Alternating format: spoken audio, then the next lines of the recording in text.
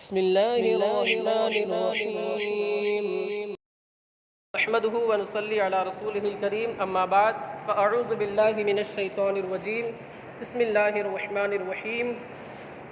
فمن حاجك فيه من بعد ما جاءك من العلم فقل تعالوا ندعو أبناءنا وأبناءكم ونساءنا ونساءكم وأنفسنا وأنفسكم ثم نبتهل فنجعل لعنة الله على الكاذبين آمنت بالله صدق الله مولانا العظيم وصدق رسوله النبي الأمين المتين المكين المختار الكريم ونحن على ذلك لمن الشاهدين والحمد لله رب العالمين قال الله تعالى في شان حبيبه ونبيه مخبرا وآمرا إن الله وملائكته يصلون على النبي يا أيها الذين آمنوا صلوا عليه وسلموا تسليما اللهم صل على سيدنا ومولانا محمد وبارك وسلم صلاة وسلاما عليك يا رسول الله صلی اللہ تعالی علیہ وسلم۔ بخاری شریف کی ایک حدیث پاک ہے، ہمارا درس جو ہے وہ بخاری شریف کا ہوتا ہے۔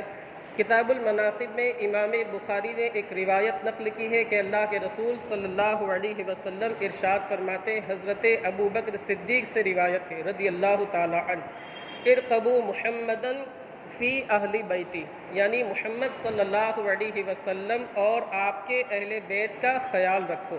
یعنی جو ان کے مراتب ہے، جو ان کے درجات ہے، اس کے حساب سے ان کے ساتھ سلوک اور برتاؤ کرو، ان کے ساتھ اچھا برتاؤ کرو۔ اور ایک دوسری روایت ہے کتاب المناقب ہی کے اندر بخاری شریف میں حضرت علی رضی اللہ تعالی عنہ سے حضرت ابو بکر صدیق نے ارشاد فرمایا کہ حضرت ابو بکر صدیق ارشاد فرماتے ہیں کہ آپ کے گھر والوں کو ترجیح دینا، یعنی نبی کریم صلی اللہ علیہ وسلم کے گھر والوں کو ترجیح دینا، یہ مجھے زیادہ پسندیدہ ہے اپنے گھر والوں کو ترجیح دینے کے مقابلے میں، یعنی میں زیادہ فضیلت اور ان کا زیادہ خیال رکھتا ہوں جو اللہ کے رسول صلی اللہ علیہ وسلم کے گھر والے ہیں۔ آپ دیکھیں، انسان پہلے تو اپنی ذات کا خیال رکھتا ہے، پھر اپنے گھر والوں کا خیال رکھتا ہے، پھر جا کر کے دوسرے عزیز کا خیال رکھتا ہے، لیکن حضرت ابو بکر صدیق کی ذات پر قربان جائیے، جو اپنی جان لٹا دے، اپنا گھر لٹا دے، اپنا پورا مال لٹا دے، اس کا نام ہے صدیق اکبر۔ حضرت ابو بکر صدیق یہ ارشاد فرماتے ہیں کہ نبی کریم صلی اللہ علیہ وسلم کے گھر والوں کا خیال رکھنا یہ مجھے زیادہ پسندیدہ ہے اپنے گھر والوں کا خیال رکھنے کے مقابلے میں۔ اور حضرت عمر بن خطاب دوسرے نمبر کے جو خلیفہ ہے، ہم اہل سنت و جماعت کا عقیدہ تو یہی ہے کہ سب سے پہلے حضرت ابو بکر صدیق، پھر حضرت عمر فاروق اعظم، پھر حضرت عثمان غنی، پھر حضرت مولا علی۔ تو حضرت عمر بن خطاب ارشاد فرماتے ہیں، حضرت عباس سے آپ نے ارشاد فرمایا کہ آپ کا اسلام لانا رسول کریم صلی اللہ علیہ وسلم کی نگاہ میں اس قدر مقبول ہے، اس قدر پسندیدہ ہے کہ اگر میرا باپ خطاب اسلام لاتا تو اتنی خوشی نہیں ہوتی جتنی خوشی آپ کے اسلام لانے سے ہوئی۔ آپ دیکھیں، علامہ ابن کثیر یہ دونوں روایتیں نقل کرتے ہیں اور اس کے بعد ارشاد فرماتے ہیں کہ ہمیں شیخین کے طریقے پر چلنا چاہیے، یعنی حضرت ابو بکر صدیق اور حضرت عمر بن خطاب جس طریقے سے اہل بیت کا احترام کرتے ہیں، جس طریقے سے اہل بیت کی عزت کرتے ہیں، جس طریقے سے عزت کے ساتھ اہل بیت اطہار کے ساتھ پیش آتے ہیں، بالکل اسی طرح ہمیں بھی ان کا احترام کرنا چاہیے اور ان کو وہ مرتبہ، وہ مقام دینا چاہیے جو ہمیں قرآن و حدیث کے اندر ہم سے فرمایا گیا۔ آپ ذرا سوچیں، اللہ کے رسول صلی اللہ علیہ وسلم ارشاد فرماتے ہیں کہ جو شخص میرے اہل بیت سے محبت رکھے گا، کل بروز قیامت اگر وہ اللہ کے حضور حاضر ہوگا، آپ ذرا سوچو، اللہ کے حضور حاضر ہونا اتنا سخت وہ وقت ہوگا بندے کے لیے، اگر وہ نیک بھی ہے تب بھی اللہ کے حضور وہ حاضر نہیں ہو پائے گا، لیکن اگر وہ اہل بیت کی محبت سے اس کا سینہ معمور ہے، اہل بیت کا وہ عاشق ہے، محب اہل بیت ہے، تو رب تبارک و تعالیٰ اپنے حبیب کی اسے شفاعت عطا فرمائے، اہل بیت کی محبت اور اہل بیت کی برکت کی وجہ سے۔ تو آپ ذرا سوچیں، پھر آگے اللہ کے رسول صلی اللہ علیہ وسلم نے ارشاد فرمایا، بندہ اگرچہ اعمال صالحہ کرتا رہے، اگرچہ اعمال صالحہ نیک عمل کرتا رہے، بندگی کرتا رہے، عبادت کرتا رہے، صدقہ و خیرات کرتا رہے، لیکن اس نے میرے اور مجھے اور میرے اہل بیت کے حقوق کو نہیں پہچانا تو پھر اس کا عمل اسے فائدہ نہیں دے گا۔ یعنی ہمیں بندگی تو کرنی ہی ہے اللہ رب العزت کی، مگر اہل بیت اطہار کا احترام بھی اپنے دل میں رکھنا ہے۔ یہ نہیں کہ ہم ایک طرف عبادت کریں مگر دوسری طرف معاذ اللہ اپنے دل کے اندر اہل بیت اطہار کا بغض رکھے۔ اللہ اس سے ہماری حفاظت فرمائے۔ آپ جانتے ہیں جو 22ویں پارے کے اندر آیت مقدسہ ہے جو فاتحہ کے اندر پڑھی جاتی ہے، اس کے بعد ہم زور سے درود پاک پڑھتے ہیں الحمدللہ، اور درود شریف پڑھنا واجب بھی ہو جاتا ہے۔ ایک مسئلہ میں آپ کو بتا دوں کہ جب جب اللہ کے رسول صلی اللہ علیہ وسلم کا نام لیا جائے تب تب درود پاک پڑھنا واجب ہو جاتا ہے۔ خیر، تو یہ جو آیت کریمہ ہے ان اللہ و ملائکتہ یصلون علی النبی، یہ آیت مقدسہ جب نازل ہو گئی تو ایک صحابی رسول حضرت کعب بن عجزہ رضی اللہ تعالیٰ عنہ بارگاہ رسالت میں حاضر ہوئے، عرض کیا یا حبیبی یا رسول اللہ علیک الصلاۃ والتسلیم، یہ آیت مقدسہ تو نازل ہو گئی کہ بے شک اللہ اور اس کے فرشتے آپ پر درود و سلام بھیجتے ہیں، تو اے ایمان والو آپ بھی ان پر درود بھیجو۔ تو اس کی کیفیت کیا ہے؟ یعنی ہم جو مومنین ہیں، ہم ایمان والے ہیں، ہم ارباب ایمان سے ہیں، ارباب اسلام سے ہیں، تو ہم آپ پر درود کس طریقے سے بھیجیں اور اس کی کیفیت، اس کا طریقہ کیا ہونا چاہیے؟ تو آپ صلی اللہ علیہ وسلم نے تعلیم دی تو کیا ارشاد فرمایا؟ آپ ارشاد فرماتے ہیں درود اس طرح پڑھا کرو اللہم صلی علی محمد وعلی آل محمد کما صلیت، یعنی آپ نے صرف لفظ محمد ذکر نہیں فرمایا بلکہ آگے آپ نے فرمایا وعلی آل محمد کما صلیت علی ابراہیم وغیرہ، جو پورا درود ابراہیم ہے، اس کی آپ نے تعلیم فرمائی۔ یعنی آپ نے ارشاد فرمایا کہ صرف میرے اوپر درود نہ بھیجو بلکہ میرے ساتھ ساتھ میرے اہل بیت اطہار ہیں ان پر بھی درود بھیجو۔ ایک دوسری روایت میں کہ اللہ کے رسول صلی اللہ علیہ وسلم نے ارشاد فرمایا کہ مجھ پر کٹا ہوا درود پیش نہ کیا کرو، مجھ پر کٹا ہوا درود پیش نہ کیا کرو۔ تو صحابی رسول حاضر تھے، انہوں نے عرض کی یا حبیبی یا رسول اللہ علیہ الصلاۃ والتسلیم، یہ کٹا ہوا درود کیا ہے؟ تو آپ نے ارشاد فرمایا اللہم صلی علی محمد صرف کہنا اور آل کو چھوڑ دینا، یعنی اگر تمہیں درود پڑھنا ہے تو اللہم صلی علی محمد وعلی آل محمد وبارک وسلم، یعنی میرے آل کو بھی ذکر کیا کرو، میرے آل پر بھی درود و سلام بھیجا کرو۔ اگر تم صرف میرے اوپر درود و سلام بھیجتے ہو تو یہ کٹا ہوا درود ہے، یہ ناقص ہے، نامکمل ہے۔ اسی وجہ سے فقہائے کرام فرماتے ہیں کہ جو شخص نماز میں قاعدہ اخیرہ میں اگر درود ابراہیم چھوڑ دیتا ہے تو اس کی نماز ناقص اور نامکمل رہ جاتی ہے، اس کی نماز ناقص اور نامکمل رہ جاتی ہے۔ لہٰذا ہمیں اس درود کا خیال اور لحاظ کرنا چاہیے کہ جب ہم درود پڑھیں، جب ہم درود کا ہمارا ارادہ ہو اور ہم بارگاہ رسالت میں درود و سلام کا نذرانہ پیش کریں تو ہم مکمل درود پڑھیں اللہم صلی علی محمد وعلی آل محمد کما صلیت، یہ تو درود ابراہیم ہے، مگر جب جب کوئی بھی درود پڑھے تو ہم ساتھ میں لفظ آل کا ذکر اور اصحاب کا وصحبہ یا واصحابہ جو بھی آپ کہنا چاہیں، دونوں کا مطلب ایک ہی ہوتا ہے، ضرور اسے کہہ دیا کریں، اسے آپ ہرگز فراموش نہ کریں۔ ایک جو آیت قریبہ ہے قرآن عظیم کی سورہ صافات کی وقفوہم انہم مسئولون، اہل بیت کا احترام کرنے کا حکم کس طریقے سے دیا گیا آپ ذرا سوچیں۔ وقفوہم انہم مسئولون سورہ صافات میں ہے، اللہ رب العزت ارشاد فرماتا ہے انہیں روکو، یعنی کل بروز قیامت بندوں کے تعلق سے کہا جائے گا کہ انہیں روکو، ان سے سوال کرنا ہے، ان سے کچھ پوچھنا ہے، انہیں روکو، ان لوگوں سے کچھ سوال کرنا ہے، ان سے پوچھنا ہے۔ حضرت ابو سعید خدری یہ بھی صحابی رسول ہے، یہ ارشاد فرماتے ہیں کہ اس میں جو پوچھنا ہے، جس چیز کا سوال کرنا ہے وہ یہ ہے کہ ان لوگوں سے پوچھا جائے گا کہ تم نے حضرت علی اور ان کے گھر والوں کے تعلق سے کیسا عقیدہ رکھا۔ اب آپ ذرا سوچو کسی بندے نے اگر معاذ اللہ اپنے دل کے اندر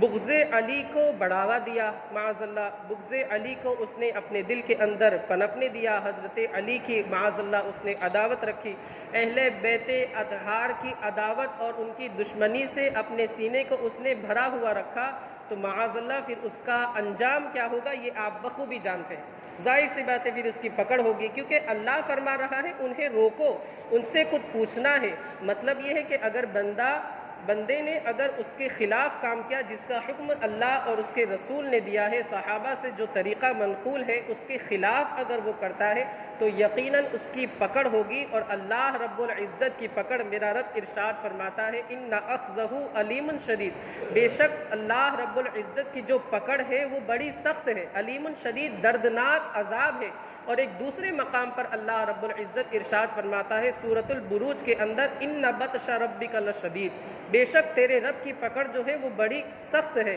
تو ہمیں صحابہ کے متعلق اچھا عقیدہ رکھنا چاہیے، اور ان کا ادب، ان کا احترام، ان کی عزت ہمیشہ اپنے دل کے اندر بسانی چاہیے۔ یہ آج کا درس تھا۔ اب میں چند باتیں محرم الحرام کے تعلق سے آپ حضرات کے گوش گزار کر دوں۔ سب سے پہلی بات تو یہ ہے کہ محرم کا مہینہ جہاں آتا ہے بہت سی باتیں مشہور ہو جاتی ہیں محرم کے تعلق سے، خاص طور سے اسی طرح سفر کے تعلق سے بھی ہے، کہ جیسے سب سے پہلی بات تو یہ کہ محرم الحرام کے مہینے میں مچھلی نہیں کھانی چاہیے۔ تو میرے دوستو، اس کی کوئی اصل نہیں ہے۔ جس طریقے سے 11 مہینے مچھلی کھانا جائز ہے، اسی طرح محرم الحرام کے مہینے میں بھی مچھلی کھانا جائز ہے۔ آپ سارے کھانے محرم الحرام کے مہینے میں بھی کھا سکتے ہیں۔ اسی طرح لوگوں کے اندر یہ بات مشہور ہے کہ محرم الحرام کے مہینے میں شادی نہیں کرنی چاہیے، اور اسی وجہ سے لوگ محرم کے مہینے میں شادی بھی نہیں کرتے، حالانکہ محرم الحرام کے مہینے میں شادی کرنا جائز ہے۔ اللہ کے رسول صلی اللہ علیہ وسلم کا ایک عقد جو ہوا تھا، نام ان ام المؤمنین کا مجھے یاد نہیں آ رہا ہے، وہ عقد محرم الحرام ہی کے مہینے میں ہوا تھا۔ تو اس سے بڑی دلیل ہمارے پاس کیا ہو سکتی ہے؟ اب آپ بتائیں کہ آج جو ایسی غلط باتیں پھیلا رہے ہیں، مشہور کر رہے ہیں بغیر علم کے، تو ہم ان کی باتیں مانیں یا رسول اللہ کے عمل کو مانیں؟ یقیناً ہم تو رسول کریم صلی اللہ علیہ وسلم کے عمل کو اور آپ کی جو سنت ہے، سنت مبارکہ، اس پر عمل کریں گے، اور یہی عقیدہ رکھیں گے کہ محرم الحرام کے مہینے میں شادی کرنا جائز ہے۔ اب دوسری بات جو میں نے قوالی کے تعلق سے بتایا، تو اس کے تعلق سے عرض ہے کہ جیسا کہ امتحان کی تیاری ہو رہی ہوتی ہے، یا پھر کوئی بیمار ہے، اس کو آرام کی ضرورت ہے، اسے تکلیف وغیرہ ہوتی ہے، آپ ذرا سوچیں کہ قوالی کے اندر ہوتا کیا ہے۔ اسے آپ چھوڑیے، چلیے آپ تاریخ میں چلے جائیں۔ حضرت امام حسین 61 ہجری کے اندر، سن ہجری 61 کے اندر، یعنی ہجرت کے 61 سال کے بعد حضرت امام حسین کو بڑی بے دردی کے ساتھ شہید کر دیا گیا۔ حضرت امام حسین آپ کے جو گھرانے والے تھے، خواتین خاص طور سے، اور ان کے جو جانثار تھے، انہوں نے خوشیاں منائی۔ آپ حضرات بتائیں، سارے لوگ بولے انہوں نے خوشیاں بنائی؟ نہیں، معاذ اللہ، جب ان کے گھر والے، ان کا پورا گھرانہ شہید ہو گیا، تو جو خواتین ہیں، جو ان کے جانثار ہیں، وہ تو خوشیاں نہیں منا سکتے۔ اب ظاہر سی بات ہے، انسان خوشیاں منا کر کے اس میں ڈھول بجائے گا، تو جب انہوں نے خوشیاں ہی نہیں منائی، غم کا ماحول تھا، تو ڈھول بجانے کی تو نوبت نہیں آئی، ڈھول انہوں نے نہیں بجایا، نہ اس میں میوزک، مزامیر وغیرہ تھے۔ آج ہم سبیل کرتے ہیں، الحمدللہ، اللہ اسے قبول فرمائے۔ میں اس کے تعلق سے بھی بتا دوں، امام اہل سنت، میں نے جمعہ میں بھی بتایا تھا، امام اہل سنت سے پوچھا گیا کہ سبیل لگانا کیسا ہے امام حسین کے نام کی؟ آپ نے ارشاد فرمایا کہ سبیل لگانا اگر اللہ کی خوشنودی اور رضا حاصل کرنے کے لیے ہو، اور جو مکرم معظم روحیں ہیں ان کو اگر ثواب پہنچانا مقصود ہو، تو یہ بہت اچھا کام ہے، مستحسن ہے، مستحب ہے، افضل ہے، بہتر ہے، بہت اچھی بات ہے۔ پھر آگے آپ نے ارشاد فرمایا کہ ایک حدیث پاک ہے کہ جو شخص